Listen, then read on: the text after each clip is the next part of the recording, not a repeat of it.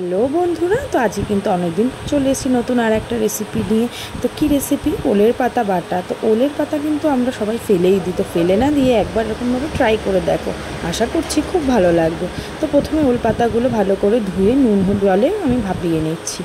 তো এই যে দেখো, প্রত্যেকে নুন দিয়ে দিলাম। তো এরপর ভালো করে গরম জলে ভাপিয়ে নিয়ে আমি একটা পাত্রে ছেঁকে রেখে দেবো। এরপর রসুন, কাঁচা লঙ্কা, কালো জিরা ও শুকনো লঙ্কা একটা ব্লেন্ডারের মধ্যে নিয়ে নেব। তো এরপর কড়াই গরম করে তাতে দিয়ে দেবো কিছুটা সর্ষের তেল। তো এরপরে ওই যেগুলো আমি নিয়ে নিয়েছিলাম মশলা, তো সেগুলোকে একটা ব্লেন্ডারের জারের মধ্যে আমি দিয়ে দিলাম। তো সেগুলোর সাথে আমি পাতাগুলোকে একসাথে ভালো করে পেস্ট করে নেব। তো এই যে আমি পেস্ট করে নিচ্ছি। তো পেস্ট করে নেওয়ার পর এদিকে আমার তেলটাও কিন্তু গরম হয়ে গেছে। তো তেলটা গরম হয়ে যাওয়ার পর আমি দিয়ে দিলাম উপরে কিছুটা কালো জিরা ফোড়ন। তারপরে বেটে রাখা পাতাগুলো দিয়ে দিলাম। তো একসাথে এবার সব কিছু আমি ভালো করে কষিয়ে নেব।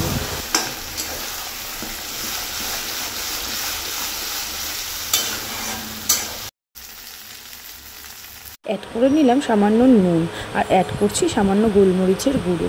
তো দেখো, গোলমরিচটা কিন্তু গোটা গোলমরিচ হলে খুবই ভালো হয়, কিন্তু আমার কাছে অ্যাভেলেবেল ছিল না বলে আমি গুঁড়োটাই দিয়ে দিয়েছি। তো এই যে রেডি আমার ওলের পাতা বাটা।